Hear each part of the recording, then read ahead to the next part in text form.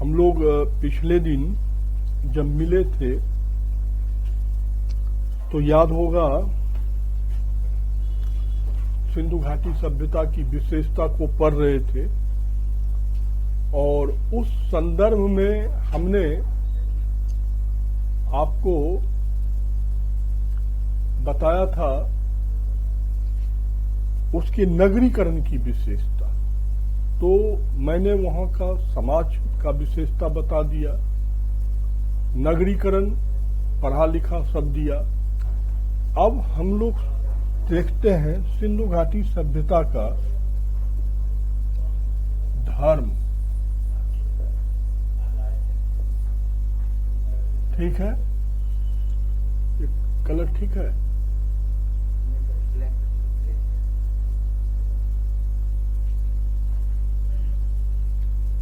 धर्म कि भाई सिंधु घाटी सभ्यता का धर्म कैसा रहा। तो देखो, सिंधु घाटी सभ्यता के धर्म की अनेक विशेषताएं। सबसे पहले पुरुष देवता का पूजा, मातृदेवी पूजा, अग्नि पूजा,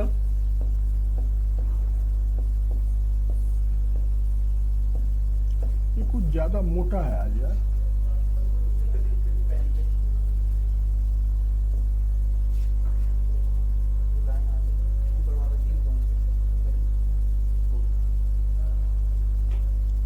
अग्नि पूजा, आत्मा पूजा और आत्मा पूजा के बाद जानवर, प्रकृति पूजा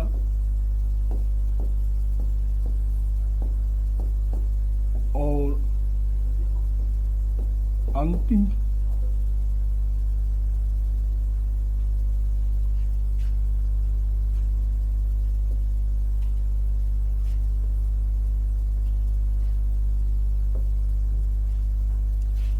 और स्नानगार और अंतिम संस्कार। ठीक है, देखो ये सारी विशेषता है किसकी? सिंधु घाटी सभ्यता के धर्म की। जैसा कि मैं शुरू से बता रहा हूं कि सिंधु घाटी सभ्यता का अध्ययन करने के क्रम में सबसे जो पहली चीज याद रखनी होती है कि हम उसके लिटरेचर्स को पढ़ नहीं पाए, इसलिए हम सिर्फ उसके पुरातात्विक तत्वों का या पुरातात्विक जो स्रोत है उस आधार पर हम सिंधु घाटी सभ्यता का अध्ययन करते हैं। तो यहां पर बेटा ध्यान देखना, किसी भी काल का जब आप धर्म पढ़ोगे तो दो चीज याद रखना, अभौतिक तत्व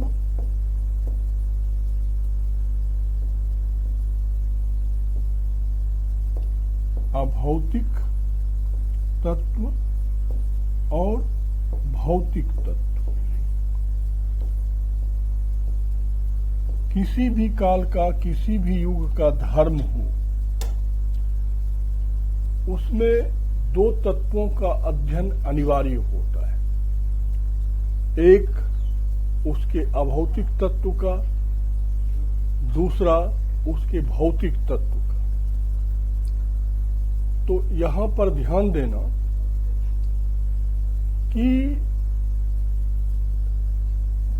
जब अभौतिक तत्व का मतलब होता है कि जिस चीज को आप छू नहीं सकते, देख नहीं सकते हो, महसूस कर सकते हो, जैसे आपका अपने धर्म के प्रति आस्था क्या है, विश्वास क्या है, आपके धर्म का दर्शन क्या है, तो भाई ये हमें लिटरेचर से पता चलता है। मान लो भाई हिंदू धर्म का दर्शन क्या है, तो आप वेद पढ़ लो, गीता पढ़ लो। इस्लाम धर्म का दर्शन क्या है तो आप जो है कुरान शरीफ पढ़ लीजिए। भाई ईसाइयत की क्या है, तो आप बाइबिल पढ़ लीजिए। तो सिंधु घाटी सभ्यता का लिटरेचर्स तो मिला है, लेकिन उस लिटरेचर्स को हम पढ़ने में सक्षम नहीं है। तो सिंधु घाटी सभ्यता के धर्म का अभौतिक तत्व मतलब दर्शन, विचार, आदर्श क्या था, इसके बारे में हम कुछ नहीं बता सकते। एक होता है किसी भी धर्म का भौतिक तत्व, जैसे हमारे आपके धर्म माने हिंदू धर्म है, जैसे मान लो तो भाई हिंदू धर्म है तो मंदिर है, मंदिर में क्या है, कैसे बना है, कौन भगवान जी को समर्पित है। इस्लाम है तो मस्जिद है, मस्जिद में भाई क्या है नहीं है सब आप जान सकते हो। तो ये कहलाता है भौतिक तत्व, जिसको आप देख सकते हो, छू सकते हो, वो होता है भौतिक तत्व। ठीक है। तो सिंधु घाटी सभ्यता में हम उसके धर्म के दर्शन को, विचारों को, आदर्शों को नहीं समझ सकते हैं, क्योंकि उसके लिटरेचर्स को हम पढ़ने में सक्षम नहीं है। हाँ, वहां से जो हमें पुरातात्विक सामग्री अर्थात भौतिक तत्व प्राप्त हुए हैं, उस आधार पर हम ये व्याख्या कर सकते हैं कि उस धर्म में क्या क्या चीज उपस्थित है। तो भाई सबसे पहले हमें मोहनजोदड़ो से एक मुहर मिली है, जिसमें एक पुरुष योग के मुद्रा में बैठा हुआ है। उसके माथे पर सिंह का, जो गाय बैल में सिंह होता है, उस सिंह का क्या है, मुकुट पहने हुआ है। उसके चारों तरफ मृग, बकरी, हाथी और शेर आदि जानवर बैठा हुआ है। वो पूर्ण रूपेण योग के मुद्रा में है, जिसको हम आदि पशुपति महादेव के नाम से जान रहे हैं। कि भगवान शिव को पशुपति भी कहते हैं। तो उनका सबसे प्राचीनतम जो प्रतिमा है वो वहीं से हमें प्राप्त होता है। और दूसरा चीज कि हड़प्पा और मोहनजोदड़ो और कई अन्य शहरों में हमें वहां से क्या मिला हुआ है, वहां से हमें वर्तुलाकार, बेलनाकार शिवलिंग के आकृति का प्रस्तर मिला है। तो इसका मतलब है कि सिंधु घाटी सभ्यता में लिंग के रूप में भी शिव पूजनीय थी।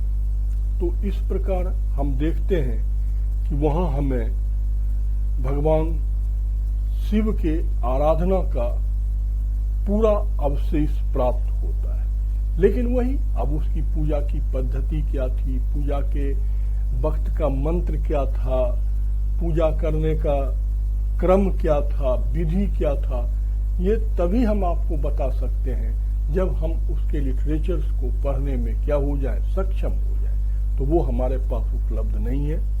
दूसरा चीज कि हमें मोहनजोदड़ो से एक प्रतिमा मिली है मातृदेवी की, और उसमें हम देखते हैं कि जो मातृदेवी हैं वो उनके जननांग से एक वृक्ष का उद्भव दिखाया गया है। इतिहासकार इससे तात्पर्य निकालते हैं कि सिंधु घाटी सभ्यता में प्रकृति का उद्भव या ब्रह्मांड का उद्भव मां के गर्भ से हुआ है, और इसलिए हम ये भी कहते हैं कि वहां का समाज मातृ प्रधान समाज है।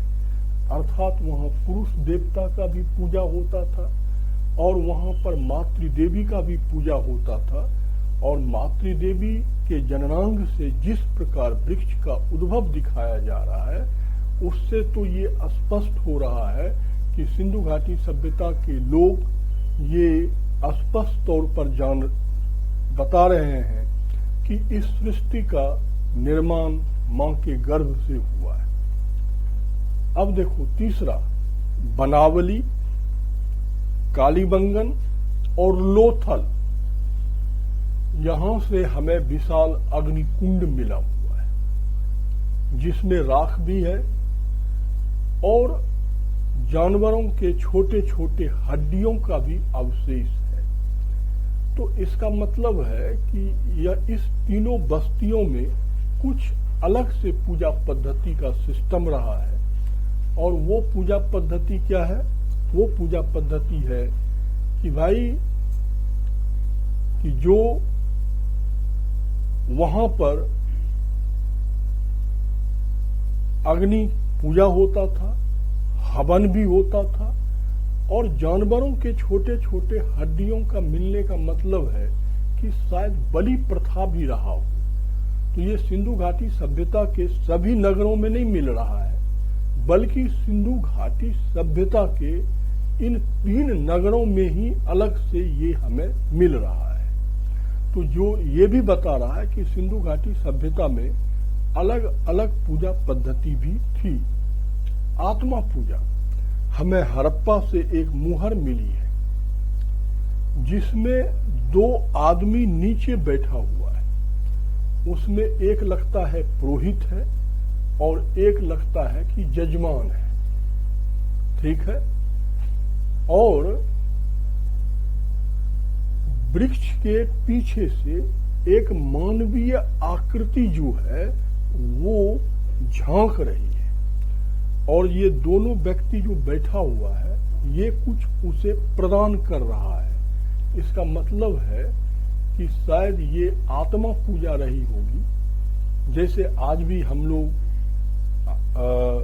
पितृपक्ष मनाते हैं, आश्विन मास के प्रथम दिन से लेकर पितृपक्ष अमावस्या तक, जिसमें हम आत्मा की पूजा करते हैं, पितरों को जल देते हैं। तो ठीक इसी प्रकार की कुछ आत्मा की जो पूजा है वो हमें यहाँ पर दिखाई देता है। सिंधु घाटी सभ्यता में जानवरों की भी पूजा की गई है। आप सबको ये पता होगा कि सिंधु घाटी सभ्यता में जो हमें क्या मिले हुए हैं, क्वाइंस, जिसे कि मोहर कहते हैं, उन मोहरों पर सबसे ज्यादा एक श्रृंगी बैल का निशान है। किसका है? एक श्रृंगी बैल का। तो एक श्रृंगी बैल के निशान जिसमें कि कुबर है, कुबर वाला सांड, जिसे हम वर्तमान में नंदी बाबा कहते हैं, ठीक है। तो यदि उनके मुहरों पर सबसे ज्यादा एक श्रृंगी बैल का निशान है तो इसका मतलब है कि बैल वहां आदरणीय भी रहे हैं और पूजनीय भी रहे हैं। तो इस प्रकार से हम स्पष्ट कह सकते हैं कि वो जानवर के भी पूजा करते थे।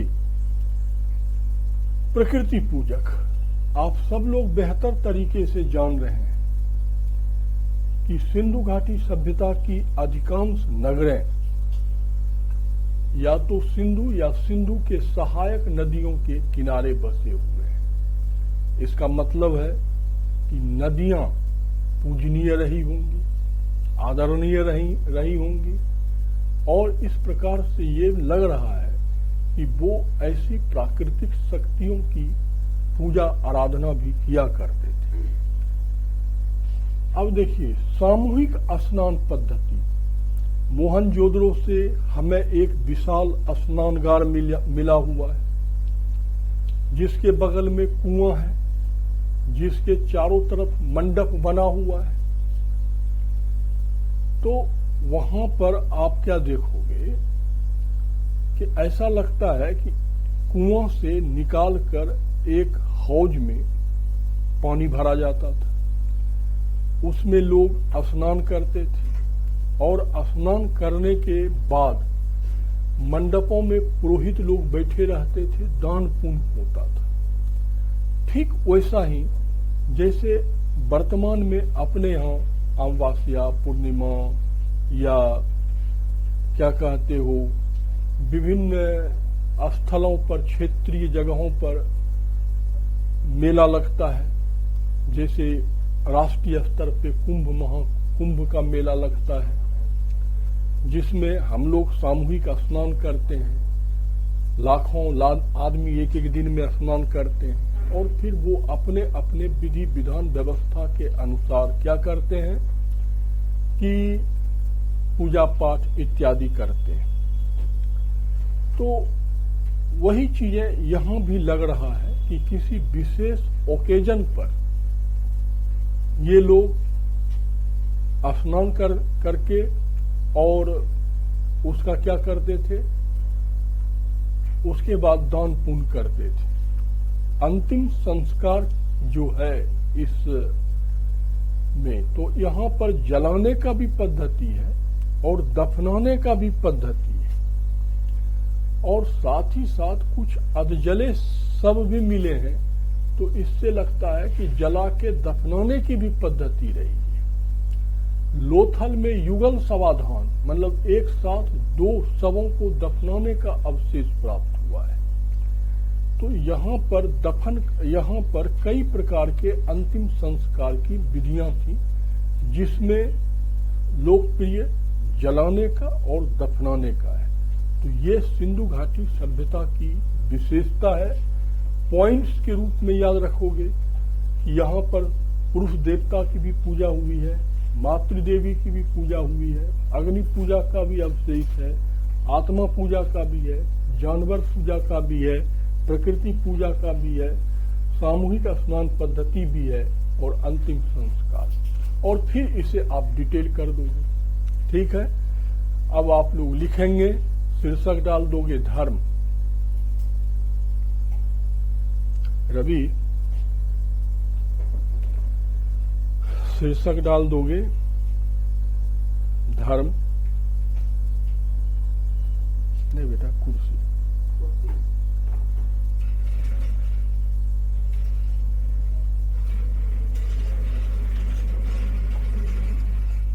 पानी वाला बोतल रवि, ये लो बेटा।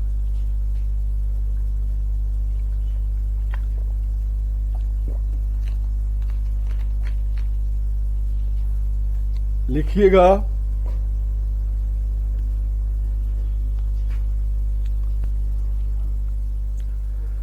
मुहरों से मिलने वाले प्रमाणों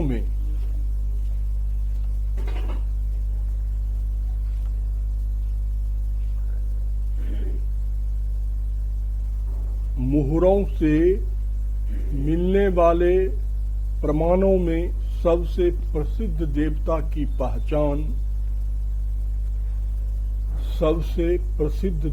की पहचान,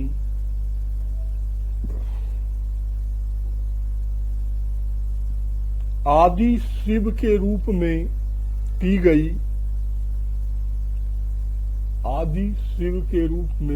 गई, कई मुहरों में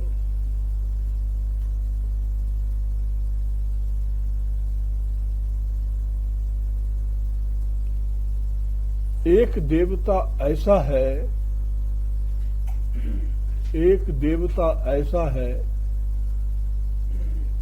जिसके सिर पर सिंह का मुकुट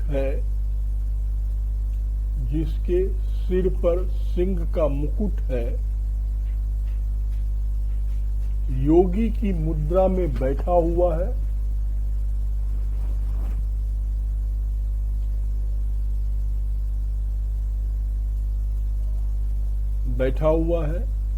देवता हाथी, शेर, मृग, बकरी से घिरा हुआ है।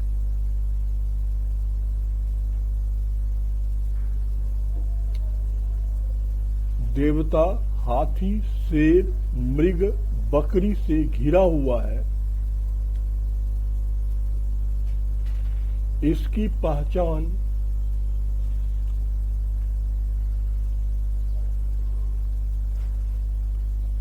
पशुपति शिव के रूप में की गई है। इसकी पहचान पशुपति शिव के रूप में की गई। कुछ हड़प्पा बस्तियों से शिवलिंग जैसे प्रस्तर प्राप्त हुए हैं।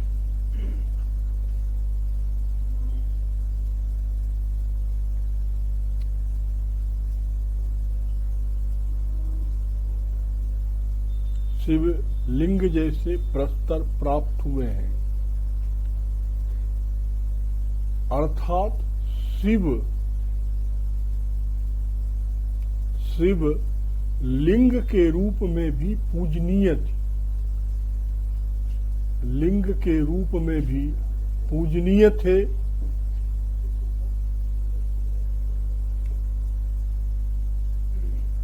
इससे स्पष्ट होता है कि हड़प्पा सभ्यता के सबसे महत्वपूर्ण देव, हड़प्पा सभ्यता का सबसे महत्वपूर्ण देव शिव थे।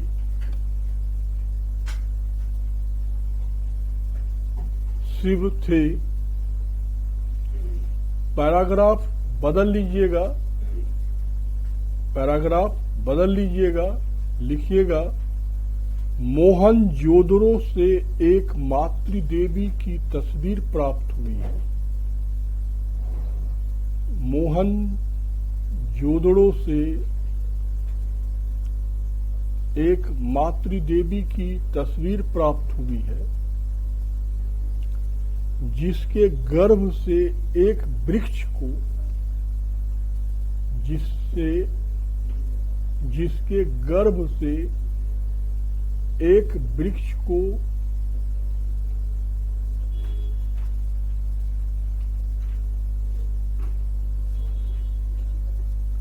निकलते हुए दिखाया गया है।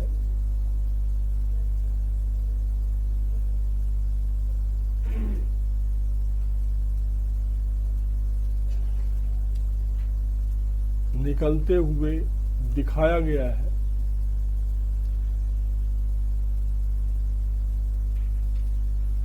जिससे यह स्पष्ट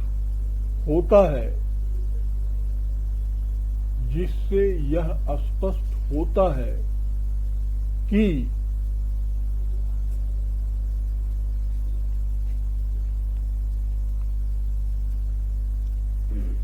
इस सृष्टि का उद्भव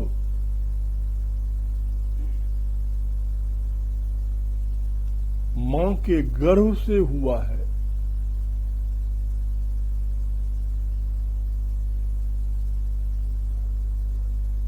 मां के गर्भ से हुआ है। अतः यहां देवी आराधना का भी संकेत मिलता है। अतः यहां देवी आराधना का भी संकेत मिलता है।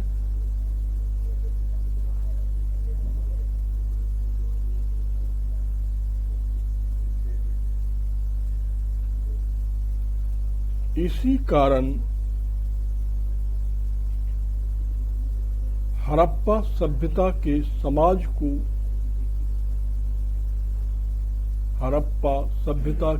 समाज को मातृसत्तात्मक समाज कहा गया। मातृसत्तात्मक समाज कहा गया।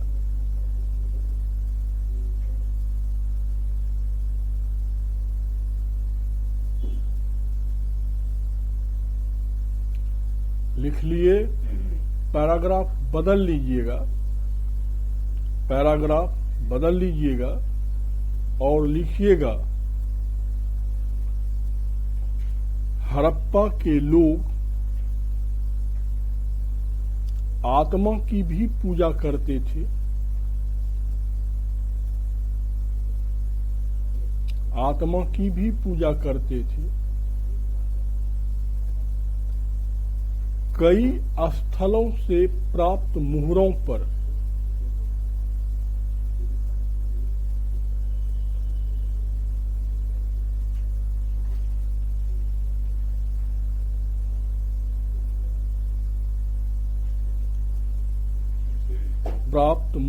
पर वृक्षों के शाखाओं के बीच से वृक्षों के शाखाओं के बीच से झांकती हुई आकृतियां दिखाई देती हैं। झांकती हुई आकृतियां दिखाई गई है।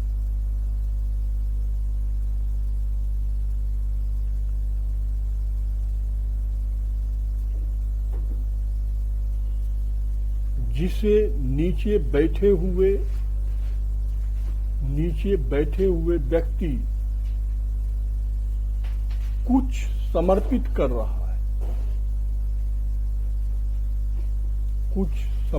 कर रहा है,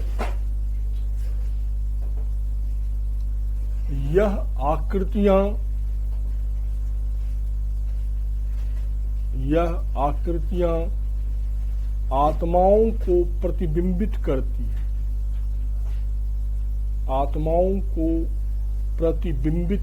हैं।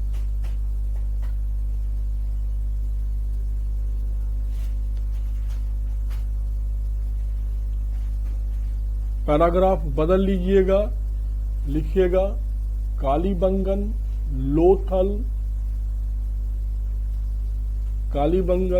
लोथल एवं बनावली के हड़प्पावासी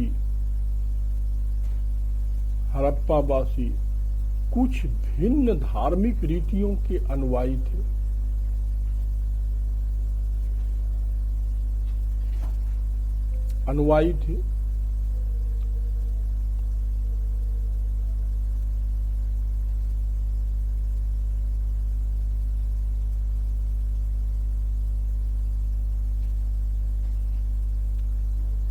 इन तीनों जगह से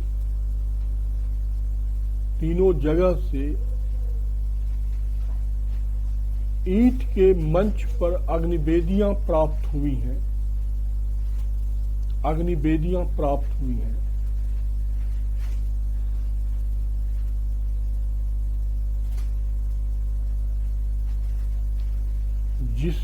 जिससे हमें पशुओं की हड्डियां एवं राख की प्राप्ति हुई।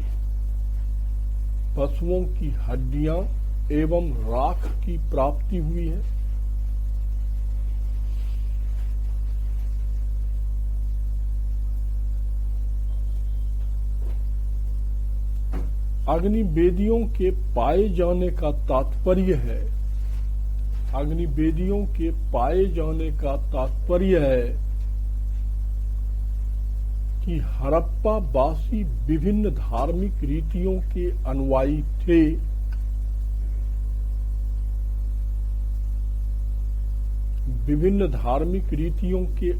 थे, तथा अग्नि भी पूजनीय थी।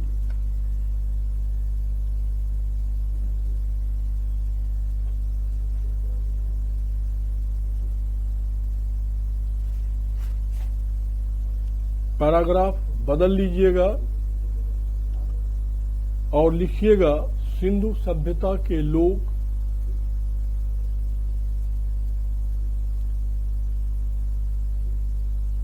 पीपल के वृक्षों की भी पूजा करते थे।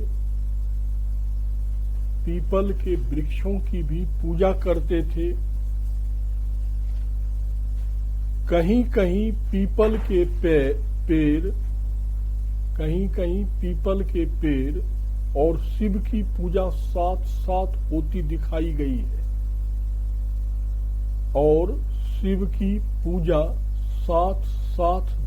गई है,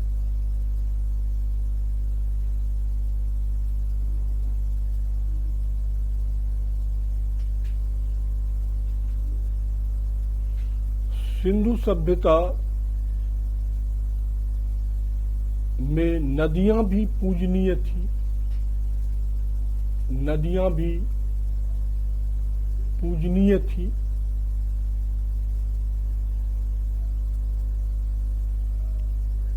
सिंधु सभ्यता के लोग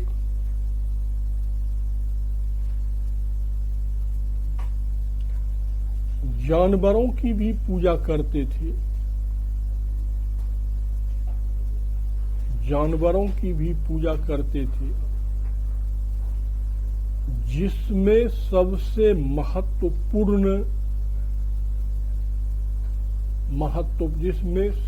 महत्वपूर्ण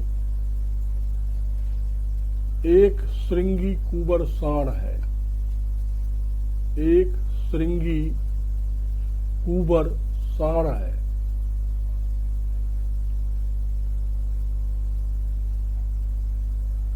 लिख लिए। अब फिर पैराग्राफ तोड़ोगे। मोहनजोदड़ो के किले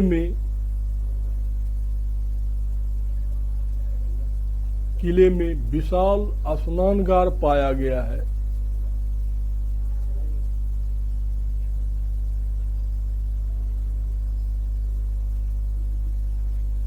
इसका पवित्र संस्कार स्थल के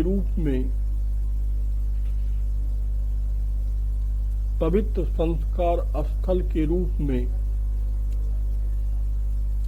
महत्व अवश्य रहा हो।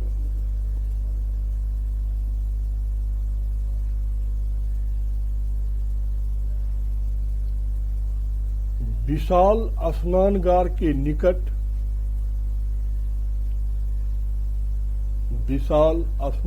के निकट कई मंडप पाए गए हैं।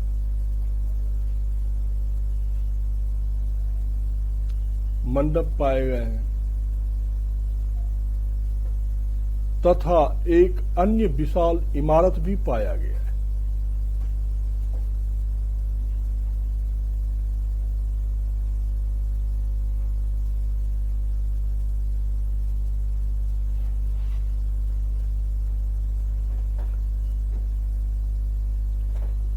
इस किले क्षेत्र में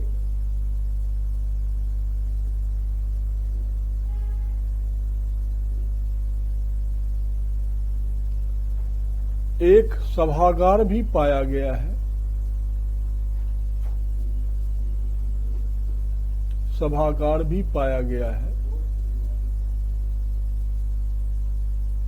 इन धार्मिक इमारतों से हड़प्पा सभ्यता की धार्मिक रीतियों की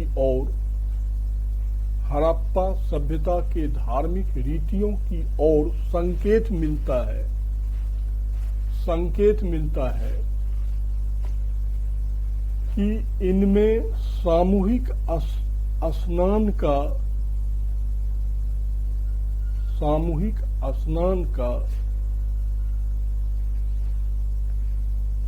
किसी विशेष अवसर पर रहा होगा।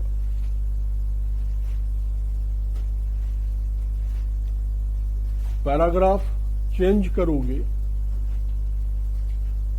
सिंधु सभ्यता के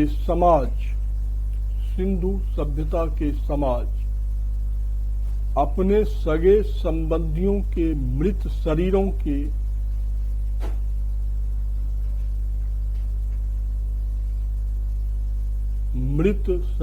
के अंतिम संस्कार को